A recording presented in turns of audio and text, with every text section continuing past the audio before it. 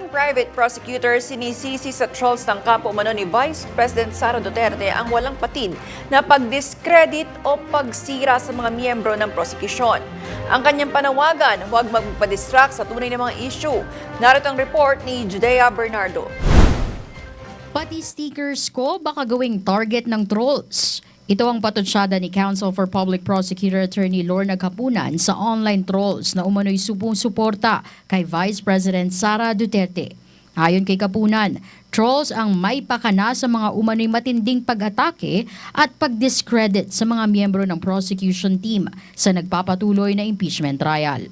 Pagsisisi pa ng prosecutor, desperado umano ang kampo ng depensa na kontrolin ang online discourse at ilihis ang atensyon ng publiko sa mga pangunahing isyong tinatalakay sa paglilitis. Biro pa ni Capunan, maging ang kulay ng kanyang sneakers ay maaari umanong gamitin ng mga troll laban sa kanya. Dahil dito, iginiit naman ni Capunan na dapat ituon ng publiko ang pansin sa mismong impeachment case at huwag magpalihis sa tinawag niyang diversionary tactics ng kampo ni Vice President Sara.